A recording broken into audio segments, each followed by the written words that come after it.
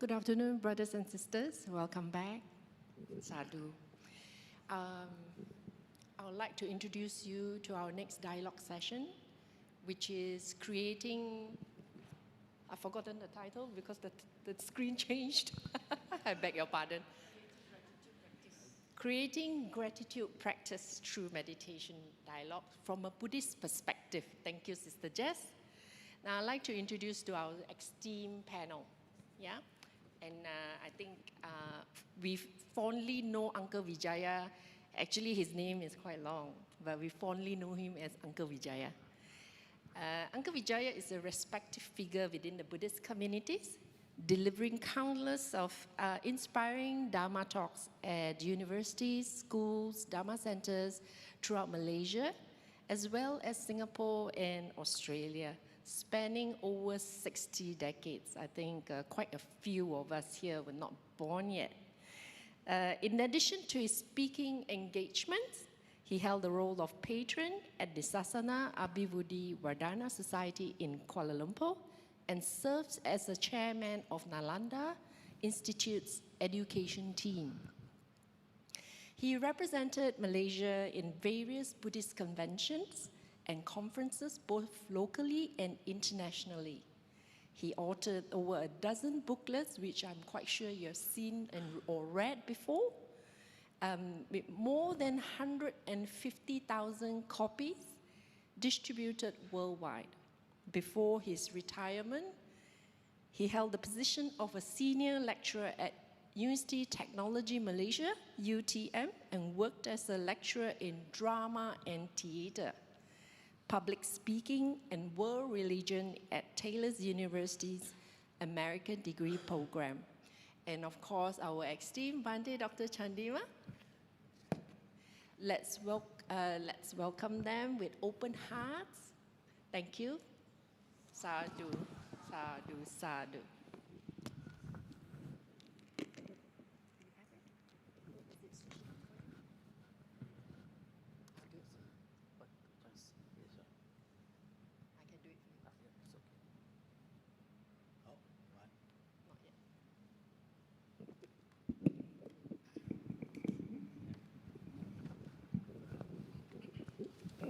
Thank you, Sister Morita, for this very kind introduction. I feel very, very honored to be sitting here today because this is the third time I had the honor to sit down with Bhante to talk about various matters regarding Buddhism. The first time I was very embarrassed because the organizers made it in such a way that Bhante asked the questions and I did the answering. That looked as if I was teaching him what to do. And I objected to that. And then the next time around here, we had the occasion where I did the questions and Bhante did the answering. And everybody benefited a lot from that. So I hope that today we can do our third round, and I hope that it will be well received by all of you. I'm very impressed by the large number of people who are here. Congratulations, and you're taking your Buddhist practice seriously. Today is also particularly significant for me because in the afternoon there was a dana for our late Sister Bodhi. And late Sister Bodhi had, it's significant because it was out of a sense of gratitude that the Sasana Abhivruddhi Vardhana Society, Brickfields Temple, decided to give a dana in memory of her. And she richly deserves the thank you that Sasana can give, because for 40 years, I myself was a beneficiary. In those days, I couldn't type. There were no computers that time, all right? But Sister Bodhi was the typist. She would patiently go through my horrible handwriting and then over and over in all my books, all Chief Reverend's books, everything that was there, good-heartedly Sister Bodhi. So out of gratitude, there's no other way that we can thank her. And we had this dana, and it is significant in that it is in that spirit that today we are meeting with Bhante again to explain the significance of gratitude. What role does gratitude play in the life of a Buddhist? For that, I would like to begin by sort of slightly veering off the main topic and pose this question to Bhante. Bhante, in the journeys that I have made to various places to give talks on Buddhism, invariably I meet people who ask me, Uncle Vijaya, this Buddhism is so difficult now. Why is Buddhism so difficult? Not only is it difficult, when you meet a Buddhist, he only talks about suffering, suffering, suffering. You know, you go to otherwhere, they're all so happy, they're all jumping for joy, and we are told that we must suffer, otherwise we are not happy. Is that true? I mean, is it really true is this the impression, one, partly Dhamma speakers must have given, that Buddhism is a difficult religion to follow? Or is it? Is that what the Buddha had intended? Have we got a wrong understanding of Buddhism? And if we have, what is it that Buddhism is good for? Bhante? Thank you, Uncle Vijay, for the questions. Before I answer this question, as you understand, we started a dialogue series under the Buddhist Mahavihara last year. We actually started by interviewing a couple of people. The first one to interview was Bhante, Dr. Mahinda from UK. He was an emeritus professor for Bath Spa University. And then the second, third, fourth, fifth, sixth, and today is the seventh dialogue series session. So very thankful to have you here as a part of the retreat here. Thank you. Right. To begin that question, answering that question, as you understand, the problem with that understanding about suffering is a wrong translation. It's a poor translation. That's the first thing. As you know, the Buddha's teachings were first translated by Europeans in late 18th century and throughout the 19th century, because they have come to some Asian countries like Sri Lanka and other countries. And those officials translated Buddha's teachings on a par with biblical teachings. Yes. So what they used initially was suffering for the Pali word dukkha. But if you look at the Pali word dukkha, it is not necessarily suffering. It has a meaning like a minor frustration. I think we all have minor frustrations all the time. Even today, we got a rain. We may have minor frustration. Just because of that, we cannot paint everything with the same brush, saying that's suffering. But another higher level of the meaning of dukkha could be suffering. So I think the problem is the way how people with that misunderstanding are to spread Buddhism with that misunderstood version of Buddhism. So we have to understand the correct meaning, rich translations of the Pali canon, and then to do it. And Buddha never talks about saying like life is suffering. Life is full of dukkhas, but shifting those dukkhas can make us happy. And Nibbana is the highest happiness. He talks about happiness. So I think the problem is the way how these teachings have been delivering to other people. There is a problem. So we have to educate those people the correct way to present the Buddha's teachings. Thank you, Bhante. In line with that, two venerables that I can think of, Venerable Ajahn Brahms and Thich Nhat Hanh, they said that this misunderstanding could have arisen because of the way the Four Noble Truths are presented: suffering, cause of suffering, end of suffering, and the way. All right? So that we put the negative first.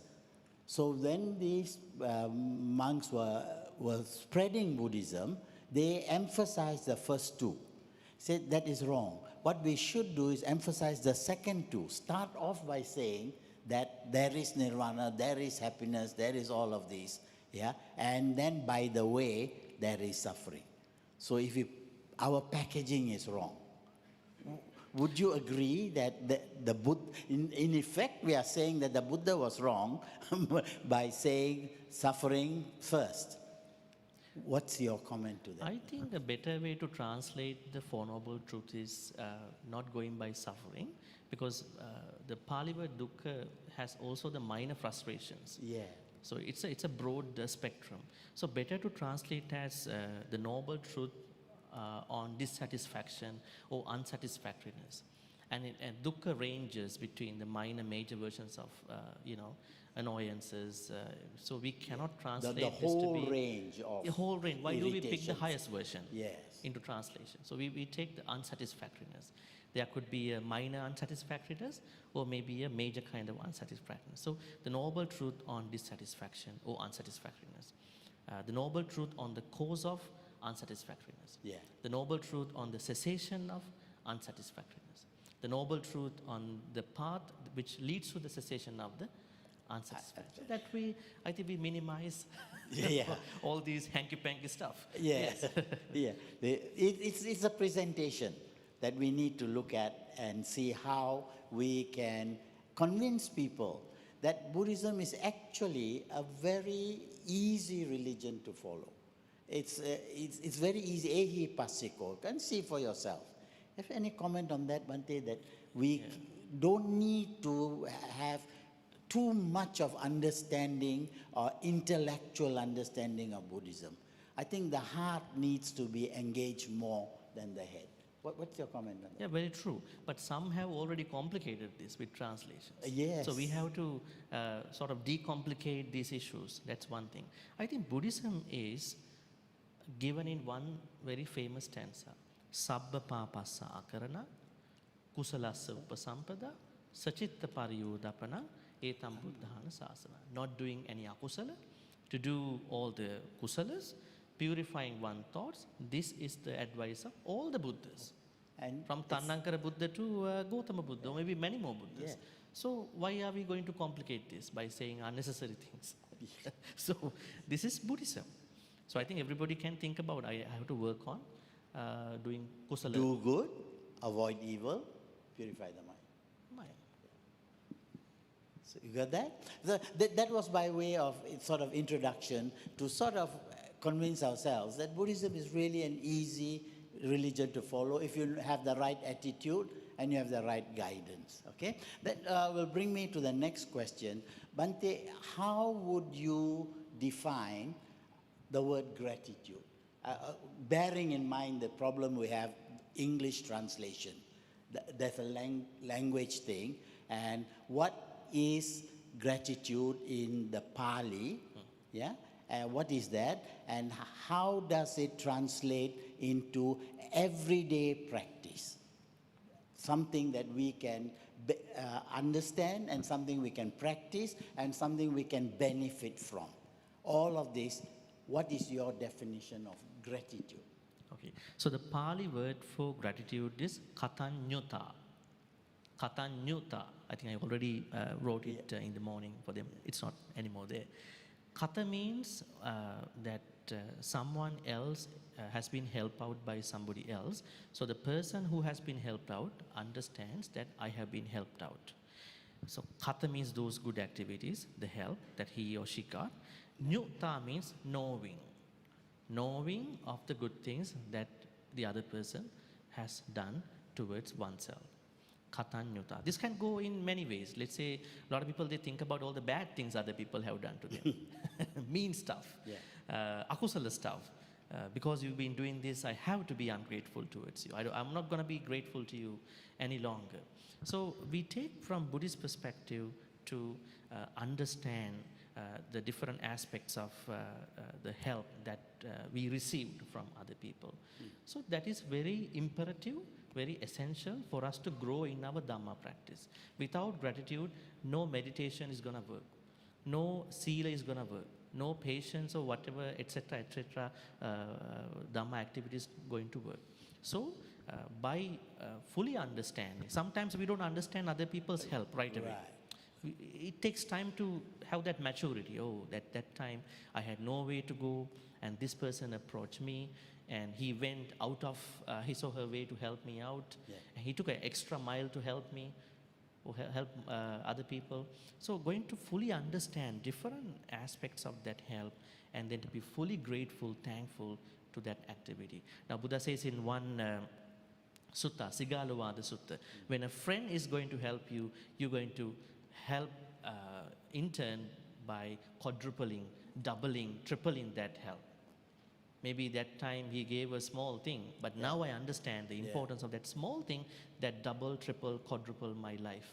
So you're going to help back, not in the same way, not for tit for tat, but you are going to help in multiple ways. You are still thinking, reflecting. So this kind of attitude is very, very essential in helping us to grow in our Dhamma practice. So in order to be gratitude, we need to know what good has been done to us. Yeah, I think it's necessary. Otherwise, we are going and to to do that, we need to do our own homework. We can't just sit there and expect things to happen. So being able to understand what the other person did was very difficult for many people. Yeah. That's So the problem of... the onus is on us. Yeah, that's the problem of many people, of them being ungrateful. They don't understand the weight of that help. Yeah. Right? Yeah. So they need a certain skill to understand as well. Right. Later when we talk about mothers, maybe we'll come back to this, parents and mothers and children, their relationship, right? But that's a bit later. All right? For now, I think it's tied up with what we just said. Why are people ungrateful? Starting with anybody who goes to vote for the government. The harsh truth behind most people can be ungrateful is that we are by default self-centered. So we are hardwired in that self-centeredness. It is me, I, me, myself. This is what we have to deconstruct in becoming a Sotapanna, Sakkaya Ditthi. So as a part of that issue, we are normally not acknowledging others unless we have a very good practice, unless we don't know things that we've been discussing today, tomorrow. So we are, in other words, by default ungrateful. Yeah. Because if we don't know how to understand what's going on, because people think other people should come and help us, right? Yeah. So other people should help us in becoming better people in our life. So primarily, it is our nature. Second, there are people with other small minor events, they are defending that we don't have to be grateful to others because their life, especially their mental states, have come to a certain mess. They have messed up in their spiritual life, in emotional, mental life, so that they don't think that they have to be grateful to other people. So there are two ways to look at their sense of entitlement. Entitlements. Maybe they are you sanyas. owe this to me. Their sanyas, their past memories with other people have held them onto a certain state that I'm not going to unpack these things. I'm going to hold on to these things till I die. Maybe next life too. I'm going to be ungrateful to you as well. So it is because they are not able to handle what's going on in their life. So there are two ways to look at it. One is we are naturally by default ungrateful. We all have to learn and how to, overcome that. We've been overcoming day by day as we learn, as we practice. Second is that there are people who cannot handle their emotions. They are sanyas, they are past, they are present. Also now, future is tied up with the past and now also. So they need some guidance. But unfortunately, they are not opening up for that guidance as well. So that's the important thing. Yeah. That's the key. We lock ourselves up. We are so tight inside. I think part of the reason we have retreats and all of that is to break that hard shell, that ego shell that you are talking about. Yeah. When somebody is to advise, they chase them away. No, I don't need your advices. So I'm myself, I'm good. Yeah. Ego. Yeah. So we need that True. humility. That doesn't come from outside. That has to come from within. Yes, we have to humbleize us. We have to humble So that being humble, humility is the key to understand gratitude too. Okay. Tied up with that gratitude. Is gratitude a necessary part of our spiritual life? There's so many emotions that we need to handle. Yeah? Metta, Karuna, Upeka, Mudita, all of this we need to develop. But how important, how necessary is gratitude for leading a spiritual life? Did the Buddha practice gratitude as our chief example? Right? Question. Yeah, great. I'm going to answer this question very easily. Gratitude is the blueprint of our Dhamma practice. It's the blueprint, framework. It's that important, so that's we are, central. Yeah, so we are laying out our spiritual practice on that. On the, please go deeper, because this is very profound. Honestly, I thought that the gratitude practice is on the periphery of the spiritual life. I mean, you can get by without gratitude. There's so many other things to worry about, like forgiveness and all of that. All right? But here comes Bhante and says, it's the blueprint. That means it is that on which our entire spiritual life is based. Is that Yeah, very true. Very true. Does the Buddha have any sutras where he Yeah, emphasizes specifically? there are many suttas about it, and also his life. Now, if you let me take this in a different angle. Yeah. If you go to the West, you know that Indian, Hindu, probably Asian practices have been practiced in there. One good example is yoga. If you go to the yoga class in the West, they strip out the Indian yoga and they make that their customized yoga version. This is the what you call Patanjali's yoga, you know. This is the true yoga, but they strip out the Indian, the true yoga version. And if you go to the same region, talk about Buddhism, if you are a Buddhist, you must be mindful. Yeah. Not actually, we are supposed to be mindful.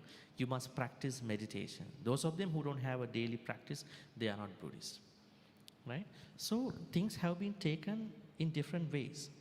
So what we understand in the text, in the suttas, is that the Buddha says in many places, gratitude has to be our framework in practicing the secondary Dhamma concepts. Say, for instance, appamada, diligence. He used another example. The sutta is what he call appamada sutta in Anguttara Nikaya. He says, look at the footprints of different animals in the forest. What do you think about? Can all the footprints of other animals be fitted onto the footprint of an elephant? Not a normal elephant, Chaddanta elephant. Yes, it is. Then it is like appamada is the main quality that all the other mindfulness, other small minor qualities can be fitted onto. So this appamada is going to be laid out on this gratitude framework, blueprint. Why we have to be punctual in our Dhamma practice is appamada. So that comes from an urge, we call it Sangvega, urge propelled by the gratitude. Now there are people who might take mindfulness as a standalone practice, separate practice. Saddha as a separate practice. Sila as a separate practice. Puja, Buddha Puja, Bodhi Puja as a separate practice. But they are not, you can't separate them out. They are all attached to one practice. So gratitude is that main practice. With the support of gratitude, you can practice the Noble Eightfold Path. Because the main example is trusting about the Buddha, Dhamma, Sangha. You must have an unwavering trust about the Buddha, Dhamma, Sangha. I think we all have that trust in Buddha, Dhamma, but not about the Sangha sometimes. People have some wavering art. This is not a good temple, not a good monastery. This is my vihara, that is your vihara. So people kind of like not understanding Sangha from the Sotapanna, Sakadagami, Anagami, Arahat level. So that's why gratitude helps you to understand this larger, bigger picture of our spiritual journey. It helps us to lay out our Dhamma journey supported by Appamada. So it's very essential. I would say not very, it is the most essential. Central, very centric Dhamma like teaching. Image of That's why the Buddha, once he became the Buddha, he spent the whole second week by looking at the Bodhi tree, assat the Bodhi tree without blinking. For some it might be a crazy activity. But the idea is that I have to be grateful for the Bodhi tree. So my followers should understand your spiritual journey begins from gratitude. Right. Thank you, Bhante. I think also still tied up. Sounds like a silly question, but can good people exist without gratitude? I mean, can you be not grateful and still be a good guy? Or going to a Buddhist heaven kind of thing? I think people are differently grateful. People are different. In my understanding, people are differently good. No person has to be similarly good compared to the other person. They are differently good. The problem is we don't notice our version of gratitude in those people. That's what I think. Okay. So I think a good person cannot exist without gratitude. The problem is us, because we don't know how to understand their version of gratitude. Maybe it might not be Buddhist in the first place. I think gratitude is not only coming from Buddhist idea. It's a very widespread idea. So it's a human. As a human, yes. Even animals. If you give some food to a dog, and dog is wagging the tail and coming to you expecting you cared me, right? And so I think it's a universal thing. But as a Buddhist, we are going to bring this to the higher level of that practice. And has gratitude a very close link to non-ego, the practice of gratitude? Yes. When you practice gratitude in your daily life, it helps you to reduce your ego. Because ego means self-centeredness. You can't be having self-centeredness that much when you have to be grateful to others. You have to acknowledge, accept other people. That means a kind of altruism is coming up on the other side. You are not going to bring up a lot of self-centered at that point. So would you agree that the destruction of the ego is the sole aim of a Buddhist? My entire Buddhist practice is designed to destroy the ego. Would that be agreeable? I take it from a Buddhist point of view, calling it Sakkaya Ditthi. Sakkaya Ditthi is the bare minimum attainment for every Buddhist. Bare minimum. Don't get ended up with the Saddhanusari, Dhammanusari levels. I normally say, what is Saddhanusari? What is Dhammanusari? Saddhanusari means the pre-Sotapanna levels. Right? So, for a Buddhist, for a normal Buddhist, your bare minimum attainment in your spiritual journey is to become a Sotapanna. So, when you becoming a Sotapanna, the first thing you have to overcome is ego in your words, and ego means Sakkaya Ditthi. Because we give meaning to our 5 aggregates. We are in that labeling, defining, interpreting our 5 aggregates, we are bringing another very dangerous mental state called clinging, upadana. So when we bring upadana to the 5 aggregates, then we are creating Sakkaya Ditthi in 20 ways. That means there are 20 types of Sakkaya Ditthi. So Sakkaya Ditthi is ego. So if gratitude can help us de-escalate, decondition the structure of the what you call self-centeredness or what you call ego, then I think it's good. Right. So I think then gratitude really, it helps us to overcome Sakkaya Ditthi, or in your words, ego. Right. And also, of course, this gratitude, yeah, is self-evident. It's easy to practice because immediately you can see the results. Yeah. You see? And the first result that you see is the lowering of the ego, the strength of the ego. Do you agree with that? Yes, yes, it is. Thank you. Now we come to the one that I promised you earlier. How much time do we have? How I think of all the sutras that I've studied, whatever I've studied about Buddhism, I think there is a lot of emphasis on the relationship between parents and their children. I think the Buddha has spent a lot of time, a lot of sutras on the relationship with parents and children. Why is this so?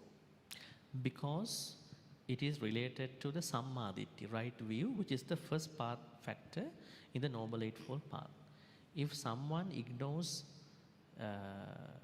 the kind of the activities that one has to do towards mother and father, he or she cannot start the journey even. Even they cannot start the journey even itself. They are failing. That's why the Buddha said, we have to care our parents. It is not just a win-win situation. You might think mother, father did something for me, I had to give back. Going beyond that win-win situation, if somebody calls it, this is about Sammaditthi. So the Buddha said, initially, we all have to be grateful to mother and father, regardless of your minor, smaller issues with them, in dealing with them, because it helps us to understand our life, thanking to the life that they gave us, thanking to whatever other things that they did for us in the long run, in the past, and that helps us to navigate the rest of the 8 parts of the Sammaditthi. Because it is tied up with the Sammaditthi, Buddha places a high emphasis on specializing mother, father as a special person, as special people in our life. Bhante, if you look at Chinese culture very broadly, Chinese culture, Indian culture, we can accept this. We can accept that children have a lot to do to be grateful to their parents. But in today's society, today's materialist society, we know from the television how much parents fail in their duties towards their children. The amount of suffering children undergo because of irresponsible parents, simply making children to begin with, in many, many countries, in Asia even, in Africa, and the irresponsible. And yet do we expect those children to be grateful to what we see is gross? I think that is mostly coming from the Western world. In the West, when we say you have to be grateful to your mother and father, there are issues. They cannot take it easily because there are a lot of single mothers, single fathers, a lot of issues in that part of the world. So when they do a gratitude meditation, they think about the water, air that they breathe in, food, those kind of stuff. Normally, we are not grateful to these things initially. So we start with mother and father. So I think it's a modern issue that is coming up. It's about parenting in the modern day. So there are different conditions that have brought up this issue. So if you cannot take care of a family, then you have to think about it. Think twice before you getting married, before you making children. Yeah. But on the other side, there should be a support system for the children to recover from the trauma that they are going through. So yeah, that is how we can think about. There's no one particular answer to the both sides. So parents can think about whether we know the parenting. Because most parents learn how to parent with the first child. They have no experience. Yes. Only when they have the first child, only they know what is going on with their child. Yeah. And on the other side, children.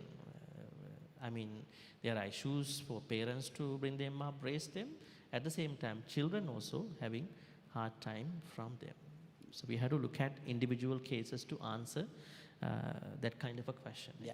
What are the universal values? Doesn't matter what the situation, what the country, where the time. What universal values, would we say in Buddhism are necessary for a child to pay gratitude to its parents. One I can think of is a mother bearing the child for 9 months. That kind of thing. And a mother looking after the baby when it's helpless, and the father worrying about. These are universal values, which cut across. Can you sort of enumerate a few of those? I think the most important thing, regardless of their connection issues, is giving birth to this world. Yeah, but sometimes, That's do I thank you for that? that's yeah. You know, but like my sister used to be very famous. She used to say, one mother can bring up 10 children, 10 children cannot bring up one mother. When she said that, one of her daughters turned around and said, Ma, I never asked to be born from you. What's the answer to that? sometimes we cannot rationalize specific things. Rather, we understand what's going on. As you said, mother can take care of 10 children in the olden days. Yeah. Nowadays, they don't have that many kids. But why 10 children, 6 children cannot take care of the mother? One mother. Yeah, one mother or father. So there are issues. Different conditions have brought up different issues. So I think in order for them to really work well, what they need on the both sides is Brahma Viharas, Metta, Karuna, Mudita, Upekka, universal necessary qualities. So parents have to give.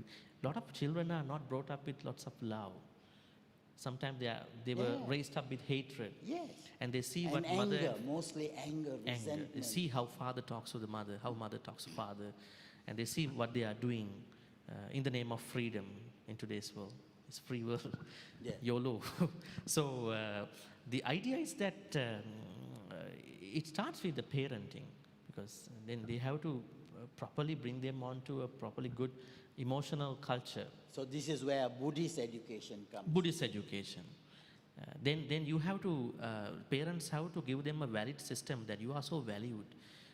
Not only we have a favorite kid in the house, right? Sometimes they try to cherry pick a certain kid in the house. The other one feel that I'm Sibling not that rivalry. much rivalry. So I'm not felt that much loved by my parents. Yeah. So I think parents have the more responsibility to make that a good thing, you know. If they lose that opportunity, then children will go haywire, and more problems will come. So they have to set up everything at the beginning. Yeah. I think nowadays, because of different conditions, I think the highly revolutionized world, technology, competitiveness, and then incompetency, both parents are working. Most of these identified, unidentified conditions have paved the way for children to have those issues. Yeah, so I think parents can think about, before they want to have kids, think about whether am I equipped, whether I have the necessary things to make a child. Right. Not just that you're going to make a child. Then you can minimize. Because Buddhism always goes back to the cause, Hetupala. Hetupala is the most important. Not that something happened, you learn from the result. We learn it.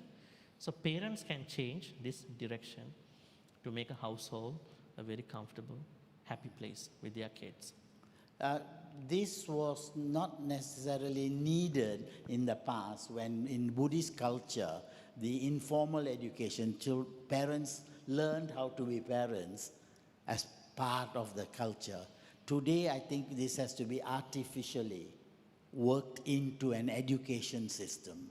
And I think this is where our Sunday schools They have to play a role, but I don't know whether they play the role, because they have to keep up with the society's dynamics. And these dynamics are materialist.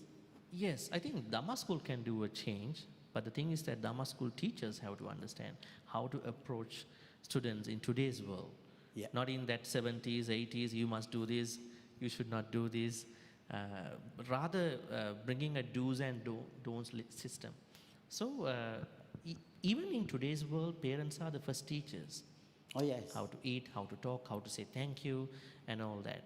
But maybe, Bhante, you want to explain that a bit more, the Brahma Viharas? Yes. And the in which way are parents the first gods? I think this is...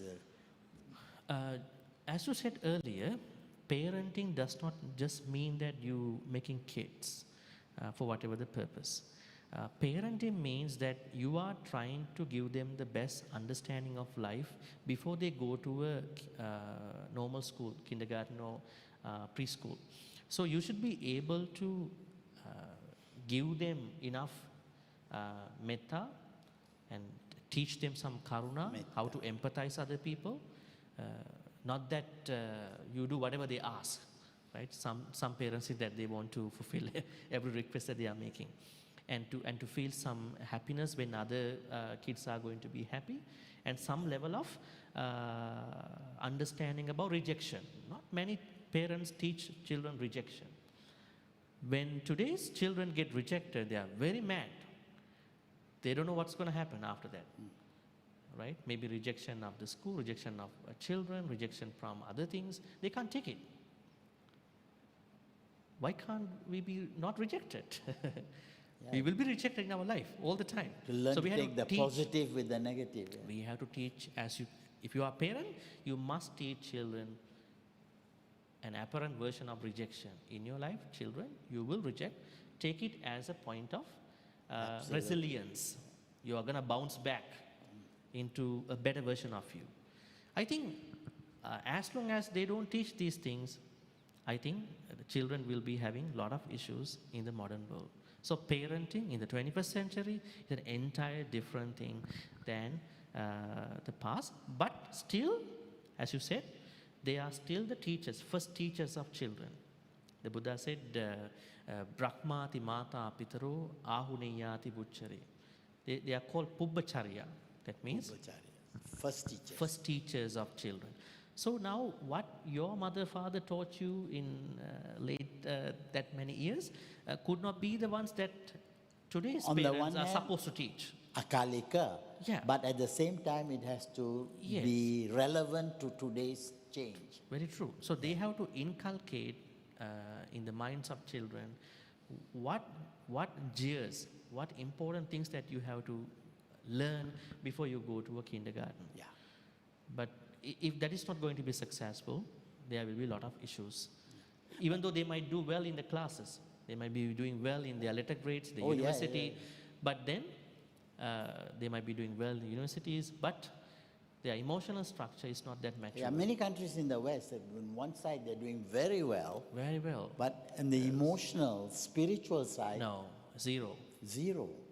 Yes. And we always blame the West, but we are going the way of the West. This is the place where children are not going to be grateful towards their mother and father. That is the point, when they are not given the enough support system. Yeah, They and don't- exposure. Yes, they might be ungrateful. Bhante, you have traveled a lot, you have done a lot, you've been in many educational institutions. This is a personal question. What do you think is the success rate of us Theravada Buddhists in changing the world? That's a big word, changing the world. Harapannya besar lah. I normally teach, when people ask what kind of Buddhism you are teaching, I normally say that I teach early Buddhism, where Buddhism didn't become a school yet. Right? Didn't become an ism. Ism, Yeah. and at the same time, the Buddha's teachings became a school primarily after his passing away. Yeah. And then it became Theravada Buddhism during the third Sanghayana, during the Ashoka's time. So I normally teach them that you have to learn early Buddhism, because Theravada Buddhism sometimes is a very daunting word to some people. You guys are very conservative, not listening to others, not keeping up with the modern values. So it's a bit daunting in the West. So teaching early Buddhism, because Theravada is a school, Mahayana is a school. Why we pick up schools? There is original, authentic, undiluted Buddhism. So normally we say the first four Nikaya, Diga Nikaya, Majjhima Nikaya, Samyutta Nikaya, Anguttara Nikaya, the four Nikayas of the Sutta Pitaka, they are considered as early Buddhism. So that is what I And it's more try than to teach. enough. We don't need to be too More than- clever. People don't have time to practice too. Right. This many teachings. So I think it's better they focus on that kind of a level. Even that is also very taking that much time, you know. Yeah. Yeah. But if people start their Dhamma journey from Abhidhamma, Theravada version, that's not early Buddhism, Theravada version, then it could take them to Another realm from which they can't another come, realm, and we can't unending- follow them. either. Unending journey, Right. because Abhidhamma is based on the early Buddhism. Yes. Okay. I think I've come to the last of my questions, and we'll see, open it Okay, out. Right? sure. How significant is gratitude in the process of ending samsara? How important, how necessary is gratitude in that highest aim that we have? We want to end samsara. What role does little gratitude play in this? Yeah, and how is it necessary to have gratitude in order to become a sotapanna or an arahant? Is it relevant even? Let me answer your question by giving you a story which is mentioned in the Mahaparinibbana Sutta, Digha Nikaya. Yeah. Mahaparinibbana Sutta, you must have learned that sutta. Mahaparinibbana Sutta is our only living proof of the Buddha's passing away. In this sutta, when the Buddha announced that I would pass away within 3 months, then all the unenlightened monks were a little bit, not a little bit, they were kind of a little bit overwhelmed. At the same time, they were very sad, unenlightened ones. Enlightened monks or nuns, they were thinking about Sangvega, Dhamma Sangvega. They are not sad, but they know this is going to be a great loss. When these things are happening, there was a group of monks noticed one particular monk is very indifferent to this proclamation that Buddha is going to pass away. He is just doing his own work. So they were not happy about him, unenlightened monks. So they reported to the Buddha, Bhante, that monk Dhammarama is not taking seriously about what you said. He's doing his own activities. So I think he's not following you. The Buddha knew what's going on. He said, okay, ask him to come. So he came in. Then the Buddha asked from him, what do you have to say about their saying? Then he said, Bhante, I know that you are going to pass away in 3 months. Then I thought the best way to be grateful to you, to be grateful to you before you pass away is to become an arahant. Yeah. To repay Before you my pass debt, away. yes. Because you are with us. And I can approach you, I can ask questions from you. Then the Buddha said, sadhu, sadhu, sadhu, he said. Then he further elaborated on that. He said, there are 2 types of devotees who are respecting me. One is doing Amisa Puja, who are bringing flowers, incense, all these. They are only doing that. Another kind of people, they are offering, they are doing the offering part, as well as they are trying very much in their endeavor to practice. So to my understanding, I have been spending billions, trillions of life, more than that, in my sansaric journey, not to get someone's flowers, not to get someone's joysticks. It's a very long, serious journey. I have been reborn and reborn. Even I've been sacrificing my own enlightenment as an arahant at the time of This is a Buddha speaking. Yeah. Buddha speaking. Buddha speaking, yes. And then so I value the people who are having a certain offering practice, but more importantly, trying to put what I teach into their practice and attain Nibbana. So that answers this question. That means if you want to be grateful to me, practice what I said to you. So it's very important. So that means, that's why I'm always saying, Buddha is our motivation. When you wake up early in the morning, if I want to respect the Buddha, this is not enough, adequate. So I want to do my practice and try to, grow in my practice. So it's highly important in our practice. With the motivation of the Buddha, that means you are grateful to him. On this side, you are continuing your practice. The best way to practice is And to respect. to Respect, yes. and be grateful. Yeah. Is there? Yeah. So I have run out of questions, yeah, and yeah, time is right. Maybe you can bring the mic to the middle of the Yeah. crowd. Yeah. I see. I think not necessarily about gratitude alone. Maybe there are some things that are bothering you. I'm sure Bhante would have. Sister Monica, no can you bring it to problem. the middle of the aisle? To So the they middle. don't have to walk that To far. the middle, yeah. There. Sorry? Oh, you do the walking. No, it's okay. All right. Okay, good, good.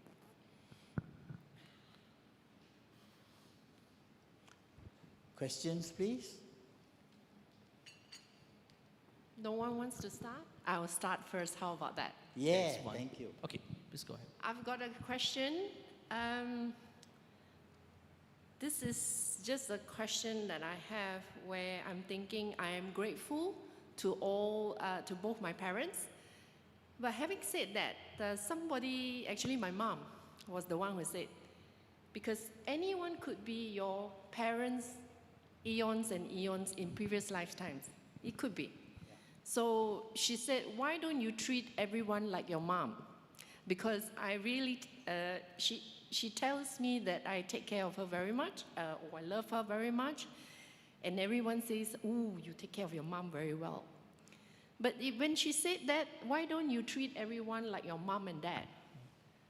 I actually very frankly told her, I'm not at that stage yet.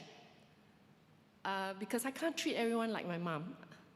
There's still some obstacles or difficulty, because there's some people I just cannot treat them like my mom. If I could, I would. Is that okay to admit that while we do our own practices or cultivate our mind? Because, yeah, there's no way I can treat everyone like my mom. Not yet. Hopefully one day. But I just wanted to know, how do we go about it? Or is it okay to admit that? It's not too egoistic or something like that. Thank you. Are you going to answer that question? Interesting. So my understanding about that question is, these are speculations. Now, even in Mahayana, they say you have to be a vegetarian. What is their point in Lankavatara Sutra? In the Lankavatara Sutra, one of the 9 Mahayana books, they say, because the chicken you are having may be your mother in the past life. So how do you know that? This is a speculation. This does not mean you have to be a vegetarian or you have to eat meat or fish. So we only know what you call in our life that there is only one person, maybe the biological mother, maybe somebody who brought us, who took care of us. So our respect and gratitude normally arises only for that person. So it is not good to think that I have to keep everybody. Then what is the purpose of having a biological mother? Then let's say everybody is mother. Every lady can become a mother. So I think we should have a reference. Now say for instance, if the Buddha statue, if we don't have a Buddha statue to respect, how do we visualize the Buddha? It is a bit difficult, right? That's why the Buddha statue is there. But this Buddha statue is not, any Buddha statue cannot reflect the true Buddha, right? Buddha statues, they have their own ways of sculpturing. So the short answer is that mother can say whatever she wants to say, but you are the one who is going to do what you are supposed to do. So you have only one mother, right? And then you are going to do the best what you can do to her. Let her have her own version. Yes, that's what we can think about. Sometimes some mothers feel a little bit intimidated by the children's overcaring. Sometimes they may make those statements, but it's okay. You know, they might be cognitively not that good, so we do our best for them. That's how we think about it. Yes, please.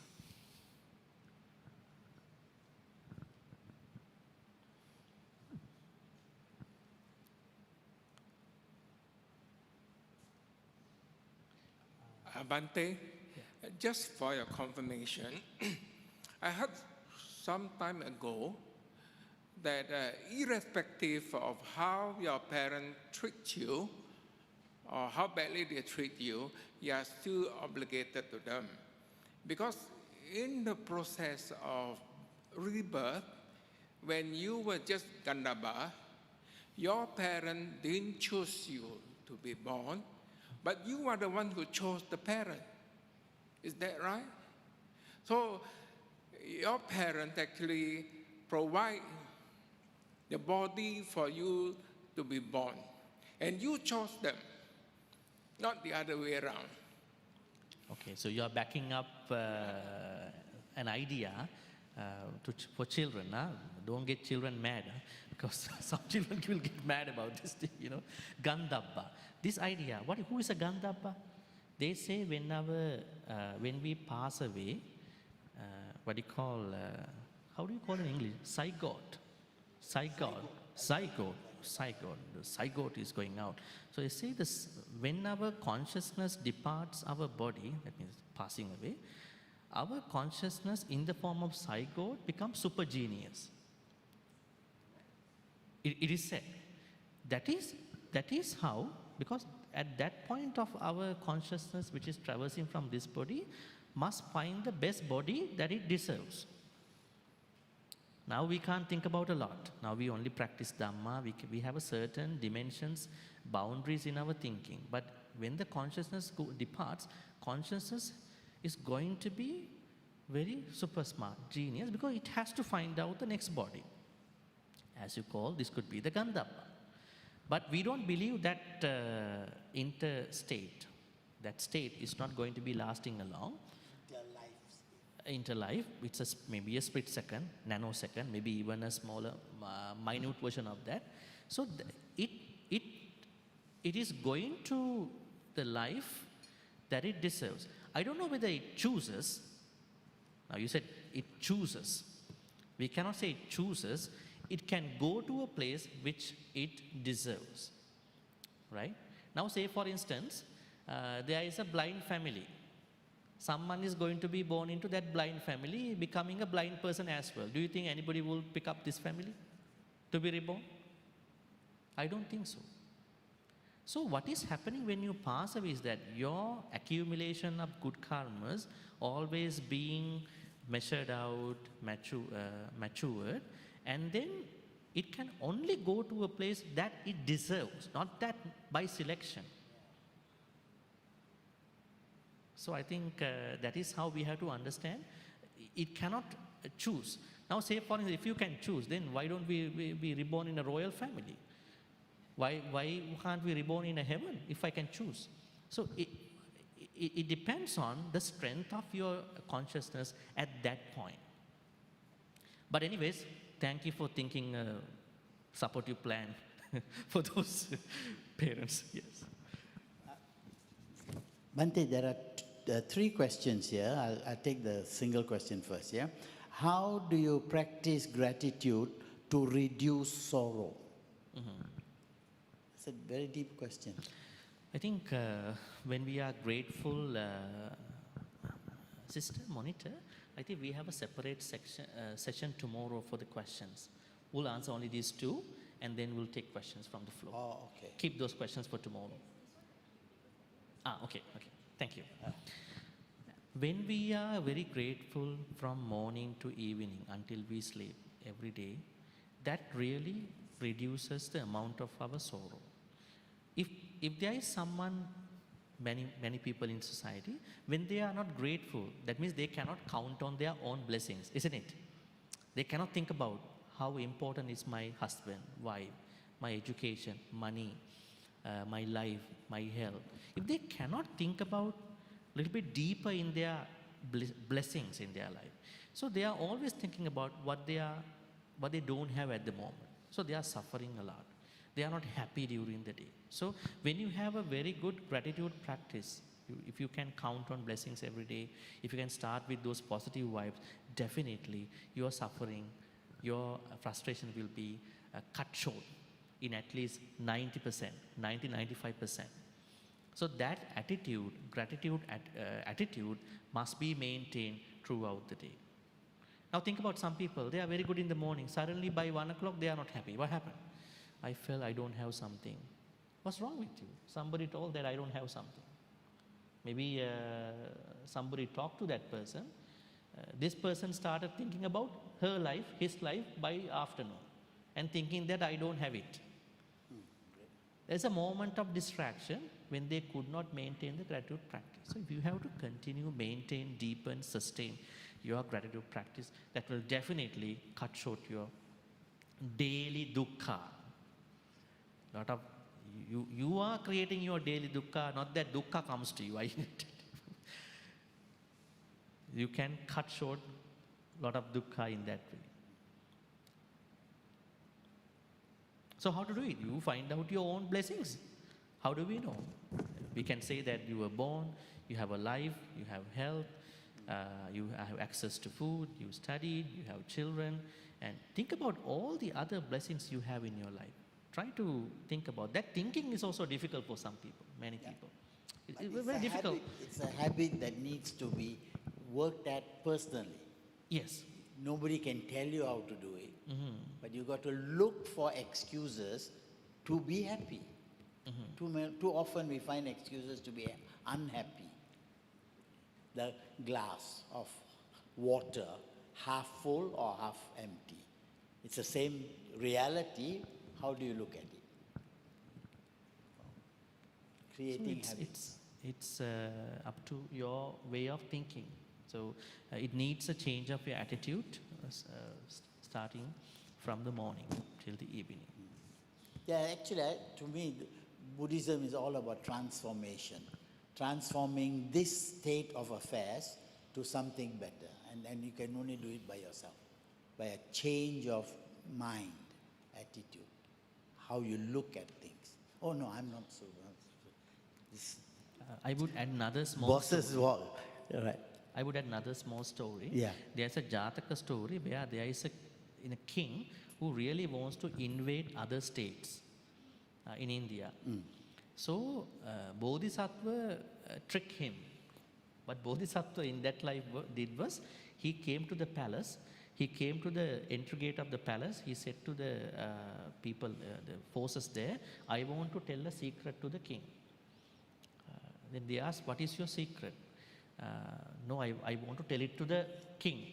So he went to the king's chamber. Then he said, dear king, there are 3 states you can easily take over. So the king was so greedy about the state, he didn't ask where are these states located. And then he left. So ever since that day, he got sick. The king was sick. He's now worrying about that. Yes, think about where are these 3 states now. Doctors are asking, where are they? I could not ask from that man. Then Bodhisattva again appeared. They said, it's because of your compulsive thoughts to take over other states, right? So when people are telling these things to us, especially opportunities, threats, weaknesses, strengths to us, we have to carefully understand. Because I think not even, this is a self-motivation. I think we have to be careful with the people we are surrounded by. They are the people who can change us. Let's say we start the day with super nice attitude, thanking everybody. Then somebody picks up the phone and calling you on WhatsApp, sending you a message about something, right? So we have to know who to associate, how to acknowledge, whether to probably go away from these people, whether to ignore those messages, just see but not labeling them. So you have to have a very good, interesting kalyana mittas around you to keep your positive attitudes, keep going actually. That's also very important because this cannot be done only by the individual. You need a supportive system around you. Kalyana Mitra. Kalyana mittas. Yes. Otherwise, Papa mittas come and stir up the problem again. Yeah? They say you don't have blessings today. Right. You are such a wretched person. You are a miserable person. And they are bringing. Yeah. Now say for instance, somebody told me in his family, They want to see that their son is going to be married. But he is associating a bunch of other guys who had bad marriages. So he's going to drink with them. He's going to be with those people. They are always talking, what is the marriage? Don't marry. See what happened to us. You don't get the blessing out of it. So he also thinks, Father, see, I see in my own eyes what happened to 6, 7, 8 guys in my friend circle. Their family has been very rocky. So I don't need to as well. Yeah. That means you can't So what he even... saw, he decided. Yes, he thinks the same thing will happen. That means it's very important to have a very good set of Kalyana Mitra who can really see the true world, who can really understand. Sigala Sutra tells you how to find those friends. Yes. What to look for in friends. Okay? Right. Bhante, okay? Done? Yeah. All right. Yes. Bhante, you shared that all human beings are ungrateful by default. May I ask why you say so? Did the Buddha say so too?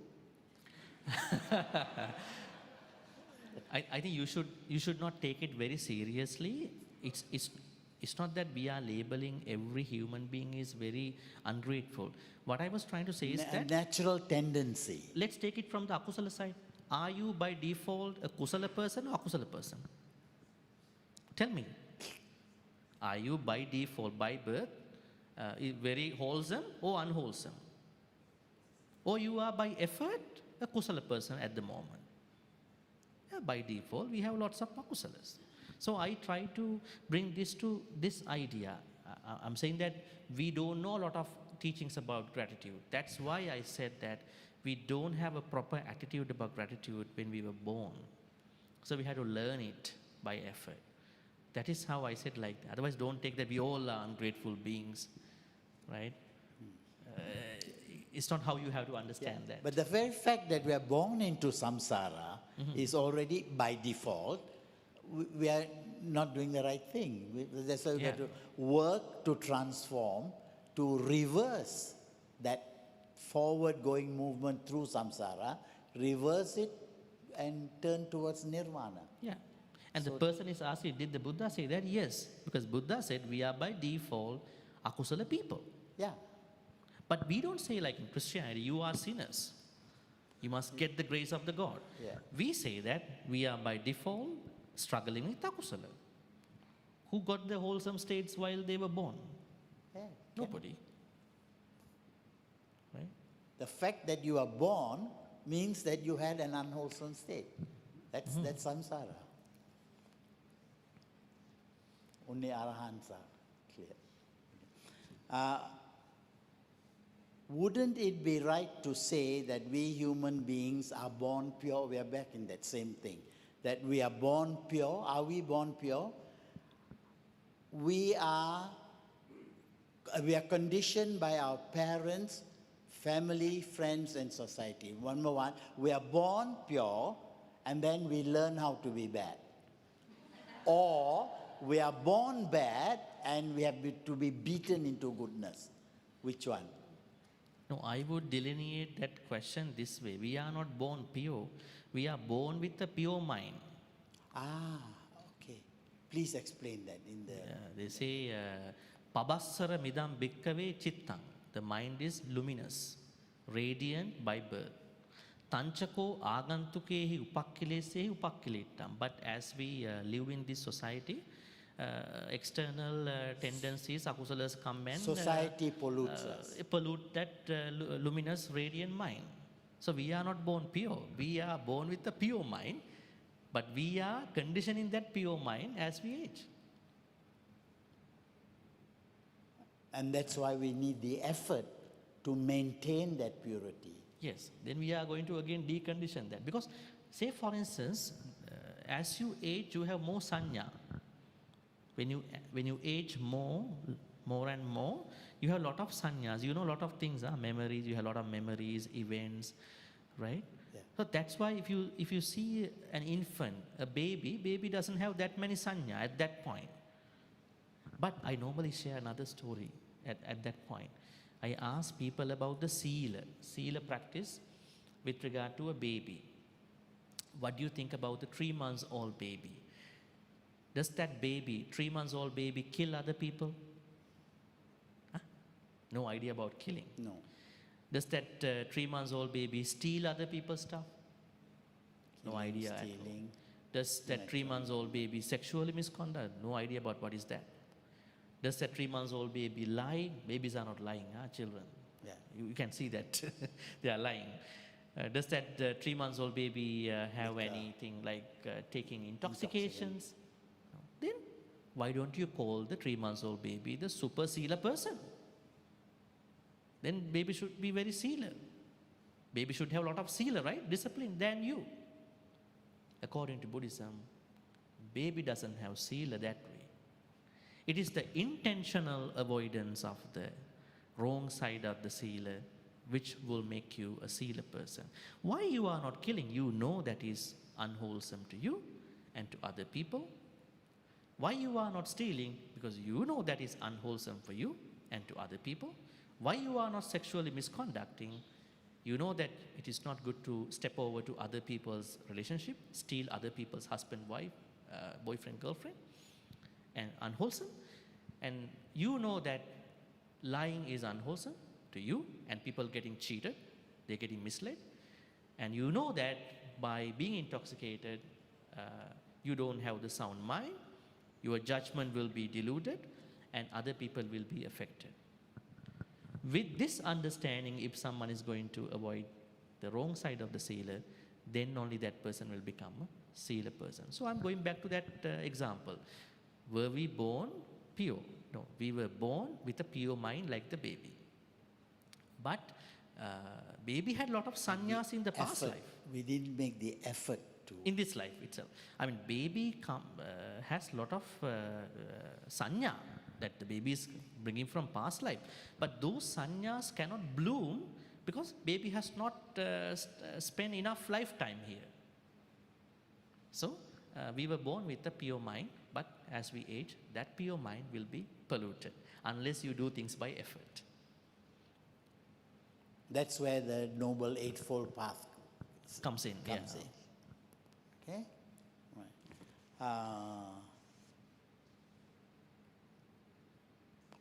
I think that last question is ungrateful or ingratitude is by default or by being conditioned. I think you just answered that. Answered. Yeah? Are we ungrateful by default? Meaning that we are born, what to do lah, I'm ungrateful, too bad. Okay? Either that or, hey, there are tendencies in me to be ungrateful. What do I do to counteract that? The what do I do is what this is all about. Where we learn, where we practice, we come to retreats, we learn why and we learn how. And we are with Kalyana Mitras to practice it and then go home and break it all up. Maybe I explain a bit more about Yes, it, please, otherwise Bhante. some might misunderstand. Yeah. So, the reason why I said that we are bornly not having a very good attitude towards gratitude, because we are not properly learning gratitude at that time. So we have lots of what you call raga, avijja, ditti, mana, these akusalas, right? So rather we say that you are bornly ungrateful, I would say that you didn't have a good understanding about gratitude when you were born. So by effort, when you are learning, practicing the Noble Eightfold Path, only you have that understanding. So otherwise don't get stuck in the words that you were born ungrateful. So what I was trying to say is that when we were born, we didn't have that understanding. That means we could operate, function in a way, we could be ungrateful to others. That's why when children are fighting each other, parents are telling, this is your sibling, you have to be grateful. Isn't it? The parents are teaching their kids, you have to respect your other sister, maybe your brother. They have to teach. So as we age from that luminous mind, radiant mind, we need some instructions to become better people in understanding, practicing gratitude. Bhante, is ingratitude, akusala? It is. It is. You could say when you are ungrateful, there are other ancillary akusalas are coming up. Akusala, That leads to other bunch of akusalas. When you are ungrateful, then you don't have mudita, okay. the third Brahma Vihara. You don't have it because you don't appreciate. That means you are not appreciating at that point. So it's akusala, it works against your spiritual practice. Yes, definitely. When you are not appreciating, you don't appreciate anything in life. Yeah. Even the Buddha, even the teachings, right? Even anything else. You will be more materialistic as well at the same time. Bhante, this has nothing to do with gratitude, but I've always wanted to ask, what is the relationship between akusala and papa? Interesting. Because akusala is sin, papa is also sin, but I've never been able to... Okay. When you look at the suttas, you see punya and kusala, they have been considered as synonymous context in some places, and akusala and papa, they have been synonymously taken. But in some other suttas, they have a very clear stand about the difference. Let me tell you. I would take a dana example. Let's say someone is bringing dana over to the temple to offer to the monks. This person always thinks, I go to the grocery shop. No, I'm calling the vihara. I'm making the appointment for the dana. I go to the grocery shop. I make the food. I bring. I go back. And during all these times, I have to think that my bunch of future package, next life, and all those things. That means you are creating. Yeah, that means expectation package is what this person is always struggling. This means that dana is more towards the punya side, merits. There is no kusala happening. There is no skillful activity in that part. But there is someone who is doing that particular dana activity by thinking, I understand the meritorious part is complementary. When I give dana, it's complementary. Because when you have a complementary benefit, are you going to buy it in addition? Tell me. You want to buy it as an add-on? You don't buy it. It's complementary. Because punya is our, what you call, affective part of the activity. Affective part, feeling part of the activity. So kusala is how much you are going to be skilled in that activity. That means to lower your lobha as much as you can, to lower your dosa as much as you can, lower your moha as much as you can. Then it will become more towards the kusala side. So, in order to make that dana a kusala, skillful activity, or in order to make that dana a meritorious activity, punya, it is up to you. Then what is the akusala and papa? Papa is the affective quality of the akusala activity. Now, when you do akusala kamma, you will get papa. Let's say you have become very greedy about what you have.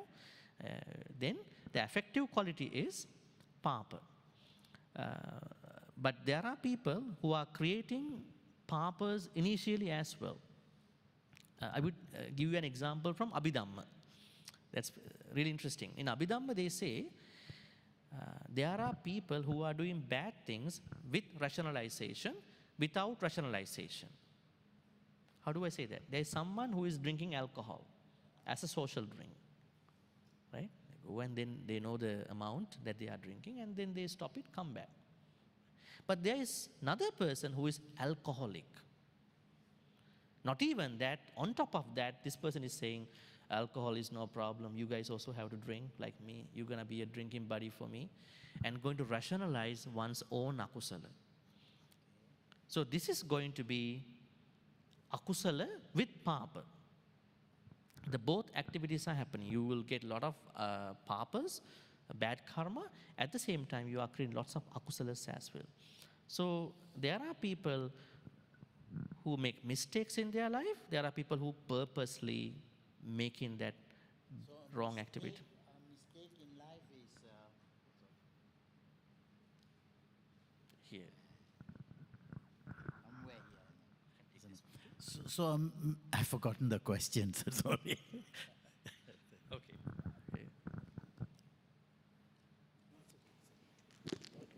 So akusala and papa, there is a difference, and kusala and punya, there is a difference. So we encourage all of you to do kusala because you are carrying a punya. Punya is merit. Punya is merit. Kusala is skillful activity. So kusala carries punya as a complementary thing. Just work out on kusala side. So when you do kusala, you're working towards nirvana, towards arahanta. Yes. So that's a path we need to clarify and practice kusala kammas. Whereas akusala kammas goes against that. Anti-nibbana. Yeah. So when someone is only thinking that dana is only a next life thing, this is more from the punya side. So that person is taking a risk in their sansaric life. This life they do dana, but next life who knows whether she or he can do a dana? Never knows.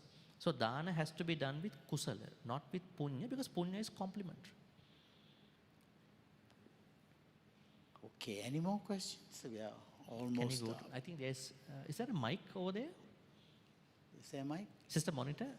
There's no mic. Oh, I've taken the mic. Okay, maybe you can give the mic. Okay. Yes. We have 10 more minutes in our program. I take the mic from you, So Bhante, I have two questions. The first one is, you mentioned about abused children just now. So how do abused children show gratitude to their parents? Or if I can rephrase that again, is it important for abused children to show gratitude to their parents? And my second question is, can you share your thoughts about learning the Dhamma through Abhidhamma versus the Sutta? Because some people say you should just touch the Sutta only, but some people say you can go to Abhidhamma. I'm confused, Thank you. Okay.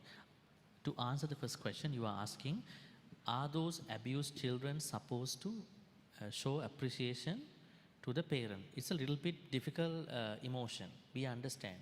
But as Buddhists, we are number one to forgive other people. We are supposed to forgive others better than other people, right? If you look at other religious traditions, you hardly see forgiving anybody unconditionally. So as Buddhists, we are supposed to keep that in mind. It may be difficult, but we have to. Because forgiving others, in this case parents, initially means forgiving yourself, not others. People don't forgive others thinking that, why do I have to do it for other people? They bullied me. But actually you are forgiving yourself in the first place. That's number one. So let's say there is an abused child from a family. Partly he was or she was blessed by the family. Partly he or she was bullied by the family, abused by the family. In that case, now I understand the child or maybe the son or daughter is not anymore vulnerable to the bullying. The child has become an adult now. He and she, they are independent people now. This is just a past in their life. So what I can say is we have to emotionally heal. That is number one.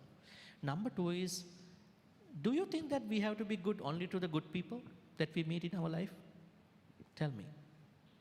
As Buddhists, are we only becoming good to the nice people who are nice to us? Then where is our metta? Where is it? It must be in the books, huh? So we have to practice metta unconditionally. Now in this case, you are struggling, somebody is struggling with the sanya. So now I understand that son or daughter is not a dependent anymore under the parents. He or she has a very nice life now, but still the mind goes back to the memories. So that son or daughter has to heal first. Has to heal. So how to heal? Understand what happened. I cannot change my past. I cannot blame them as well. This is my life. But now I don't need to mess up my next many years that are on the way. Why should I ruin my next many years by thinking about this thing which I cannot change? So we have to change our attitude at that point. Let's say now your question at the end was that how to show appreciation. You might not be able to appreciate them, but you are still in touch with them. If there is something I can do for my parents, I will do it. But I'm not going to think about those things anymore. Because you are not anymore controlling by them. That is how we can look at the first question. Second is, I usually advise learn from the first 4 Nikayas in the Sutta Pitaka. Diga, Majjhima, Samyutta, Anguttara. You don't have to start from Abhidhamma. Abhidhamma is an overemphasis about the Sutta Pitaka. Let me tell you an interesting story. And I'm not saying Abhidhamma is wrong. In the Sutta Pitaka, Buddha never says, where is the mind? The Buddha said, mind has no place. Durangamang ekachara, asarirang. Mind is bodiless. Where is mind? I have the pain. Let's say I have a pain in my leg. Is mind in my leg? If you have a pain in neck, is my mind is here? So mind should be then omnipotent. But Abhidhamma teaches monks, because at that time it was very easy for them to think about, because they were talking in Pali at that time. You thinking, every Pali thing should be from the Buddha. At that time, their conversational language was Pali. It's easy for them to talk about it. They said, no, mind is somewhere in the body. Very interesting. Where I say? They call that place as Hadaya Vattu. Hadaya Vattu, not in the heart. Because then it is going through another problem. Then when we have a bypass surgery, the doctors are taking the heart out and putting on an artificial thing. They said, no, it's not in the heart. It is associated in the blood that is circulating back and forth in the heart. So now it is okay for the doctors to take it out, because still heart has to depend on some blood. So they said consciousness or the mind is exactly somewhere around the blood near the heart. Now, this is Abhidhamma. Buddha never said that in the Sutta Pitaka. So I think it is more defensive. There are some good things too. Let me talk about something good. That's also, I think, related to your question before. I think with that we can wrap this up. I was one day discussing with a professor about our human life, very related to today. How come there are many human beings, as human beings since daily morning, early morning, are we doing a lot of good karmas or are we doing a lot of bad karmas? Tell me the truth. Since you wake up early morning until you sleep, what are the most thoughts that are coming into you? Are they lobha dosa moha or are they alobha dosa moha? Be honest. Lobha dosa moha. Lobha dosa moha. Then how come these individuals are supposed to be reborn as humans again? Then we come to a conclusion based on the Abhidhamma. In Abhidhamma, they have a separate section about Chetasika. They say, when you do a bad akusala, that akusala is driven by another 4 akusalas. One akusala has another 4 akusalas in that. Let's say you are having lobha now, very greedy about what you have in your life. That akusala brings another 4, or maybe that akusala comes from another 4 akusalas. They are working on the side. Moha, ahirika, anottappa, uddacha. Yes, we are deluded. Every time when we do akusala, we are deluded. We don't see the reality. Right? That's why we are greedy, we are into hatred and all that. Second is that ahirika. We don't have moral fear. Moral shame. We are not morally shameful about what we are going to do. Third is anottappa. We don't have the moral fear. This is not good for me, I'm a good person, why I'm going to make this happen? We don't come up with that idea. Fourth is uddacha, my mind is definitely restless. In every akusala perpetrator's mind during the akusala is always restless, not rest-free. So now lobha is happening, dosa is happening, lobha dosa, let's say lobha supported by another 4 akusalas. So then you are making 5 akusalas simultaneously with one akusala according to Abhidhamma. Then we were checking about the kusala side. How many kusalas are happening in one kusala? Let's say you are having dana thought. Dana thought, every kusala state is followed with 19 another kusala states, then we don't have to worry about why people are becoming humans again. Let's say you have a dana thought, that dana thought is supported by another 19 kusala states. You have a metta thought, loving kindness thought, that loving kindness thought is supported by another 19 kusala. We call them sobana chetasikas. So that really helps us to understand even one good kusala activity can overcome a lot of problems. But does each kusala create a separate human being? That means 19 human beings. No. When you have a kusala state, let's say dana, let's say metta, let's say karuna, mudita, upekka, whenever you have that one kusala state, it is supported by another 19 kusala states. And how does that translate? Then 20. 20. One kusala has 20 other, supportive. 19 others, so overall 20. Now don't think that we can do akusala because akusala has only 5 and kusala has 20. There's a misunderstanding. So Abhidhamma has that kind of some good stuff as well. But don't start your reading from Abhidhamma, let me tell you, because Sutta is the base. Does it make sense to your question? Okay. I think, Uncle, we already come to the 2:30 time. 2:30 time. Maybe if somebody has another one more question, we can Last take it. question. Otherwise, we can. Yeah. Okay, please. There. It's okay. Yes.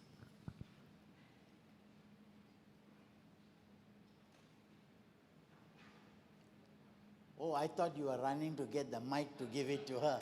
It's okay. it's okay. Okay. Oh, does she have a question too? She had a question. Okay. We'll so take we'll that make one it too. two Yes, questions. yes. Okay, buy one, free one.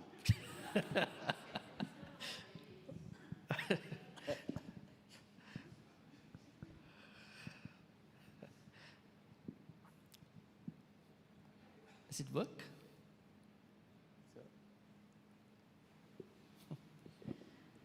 Bhante, if I'm not mistaken, just now I heard that, Bhante mentioned that if we do something good, actually we don't think the consequences, is it? What it means that if we do, like example, when we do dana, we do not think, what is the benefit of the dana? But my question is, for instance, we have the limited resources. If you want to do dana, definitely we will look for instance, for a monk, or we want to do dana for mangasaha. It means a lot of sangha. So if I have a limited resources, definitely I will do dana for this maha sangha because I understood the benefit will be better. I'm not so sure because if we for Sunda also mentioned, if we do the dana for the sangha, the benefit will be more. So this is my understanding. So I want. Okay, very good question. I didn't say consequences. You shouldn't think about the consequences. Yes, it is a good thing. We initially understand there are consequences. What I was trying to say is that don't create expectations. Expectations and understanding the goodness of the dana, they are two different things. Okay? So, you know that dana is a good thing and it helps me to overcome my lobha. So, those consequences are mandatory to think about. But what if someone thinks, out of this dana, may I become the largest deva in the Tavatinsa heaven? That is a different thing. But even I can tolerate that for someone who is very poor, who doesn't have a good life in this life, who is thinking how to become a good, happy person. I think we can tolerate about it. It's okay. But for many people, I think we have to teach them the proper way. So that is number one. The second question was about... what means that, let's say we have the limited resources, definitely we will choose. We have to choose between. Choose what? Choose between with limited, Yes. so limited resources. You mean the recipients? Yeah, no, me, as I understand it, I have limited resources. Yeah. Do I choose between giving it to a chief monk Or do I give it to somebody hungry beggar outside? Yeah. This one maybe not so much. No, I don't think Buddhism has a obligation, maybe certain rule that you have to select. You should not select your donees. I mean your what do you call your recipients. So that's up to you. It's a purity that's of up to you. Yeah, you can purify your mind in whatever the activity. You may go for it. There is nothing that you must pick up this person, that person. I think we don't hear you. Can't hear you. Can you maybe can you come over here? We can give the mic again here. This mic better.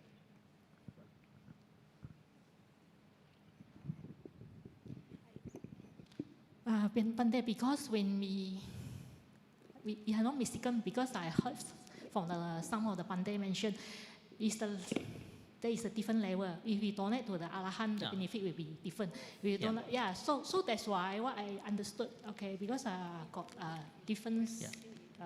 Bhante will tell different thing. So some of the what it means that the temple, let's say the temple in the Thai temple, they mentioned that okay, now we have this activity, we'll donate for this 1,001 million Manga Sangha. So the benefit will be better. So it's like limited. Okay, let's say the local also 10 monks. So I will definitely will choose for the best. Yeah. This Okay. is what I question. Yeah, very good question. Let me tell you. When different speakers talk different things, Buddha told you to find the way out. What was the way out? In the Kalama Sutta. In the Kalama Sutta, people in the Kesaputta Dhamma, Kalamas told the Buddha, there are different monks coming to our Kesaputta, they are talking different things and then they go, are you the same person? Yeah. The Buddha said, I am not that same person. He said, you have to decide by understanding what is kusala, what is akusala. So everything what we are talking here, we are asking you to check the sources. They have proof, so you have to go check all these texts. If not, you can approach us. Let me tell you, there is a sutta called Velama Sutta. Velama Sutta in the Anguttara Nikaya. In that we see a certain stratification of the donations. They say, if you give to a dog, an animal, you get 100,000 life benefits out of that dana. Let's say you feed a dog, that good karma follows you for 100,000 life. Okay? But if you give to an immoral person, immoral human, the result is much more than that because that is an animal, this is a human but immoral. If you give to a moral person, the result is more than the other two. If you go to a Sotapanna, Sakadagami, Anagami, Arahant, it goes up in terms of the result. And if you give it to a Pacheka Buddha, Samma Sambuddha, also it is going up. But interestingly, it says that if you practice loving kindness for a moment, it is better than all these. If you practice anicca for a moment, it's better than all these. What I am trying to tell is, this is not the way you should practice Dhamma. This is a certain stratification. Because we should not practice Dana by looking at the benefit package. Yeah. This is not an insurance. Right? What is this? I think this cheapens, demeans our Dana practice. Right? It is not you are poor. It demeans us. My suggestion for you is that try to make every moment an opportunity to be generous. Yeah. That's it. Yeah. Be that a Sangha, be that a Buddha, be that chief monk, be that whoever, you are going to be generous to everybody. You are practicing well.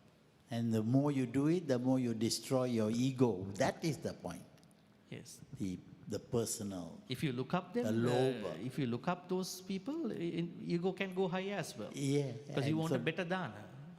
Yeah. And don't go for bonus points. Doesn't apply. Yes, Samantha, you have a question? Yeah. Last question. Last question,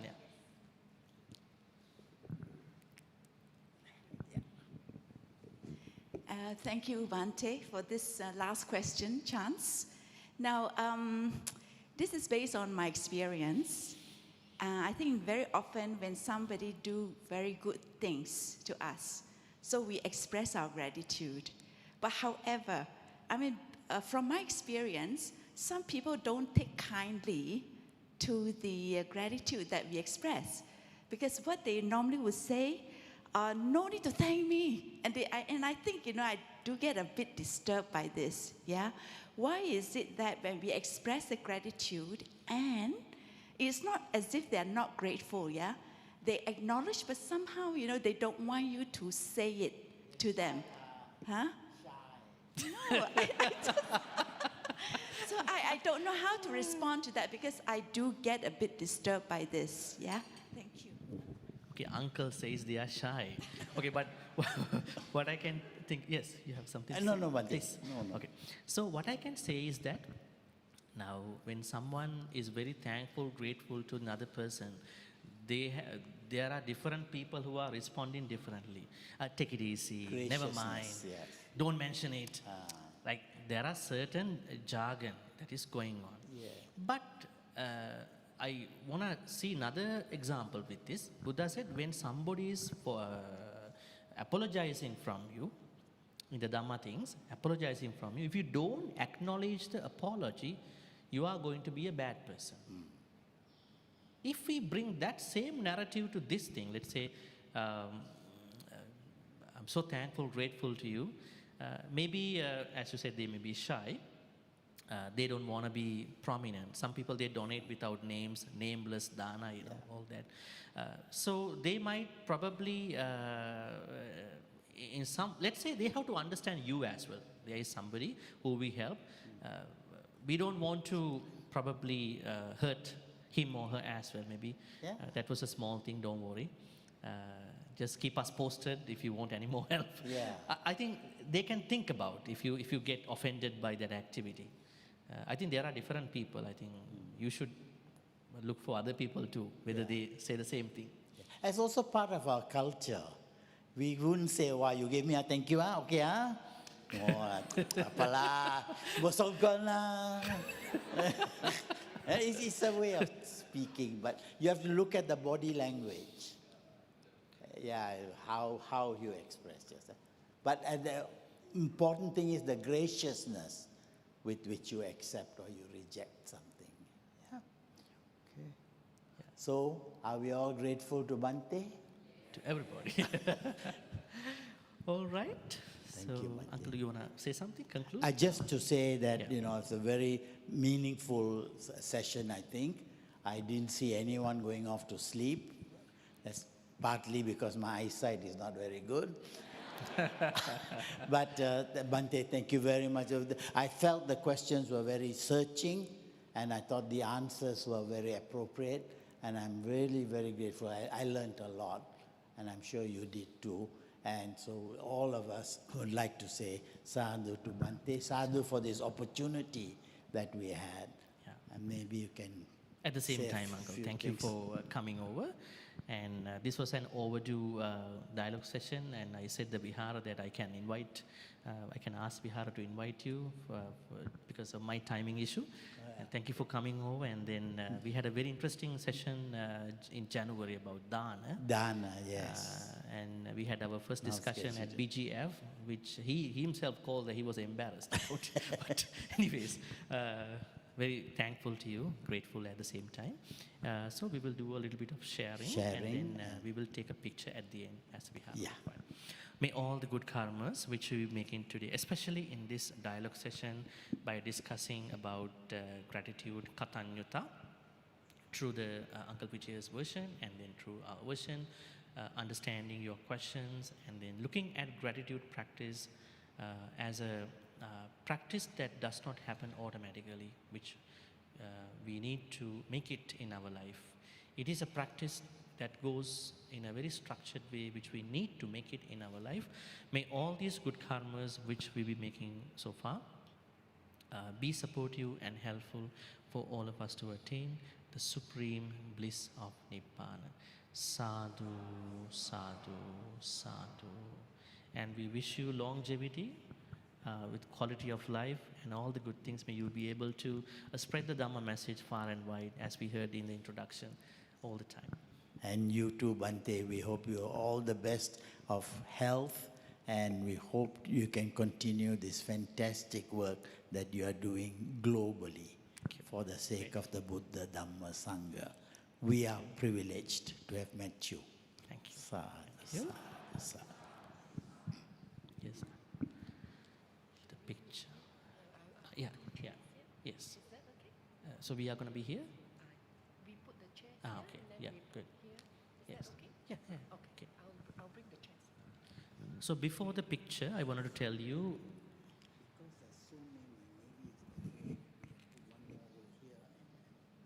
Or you can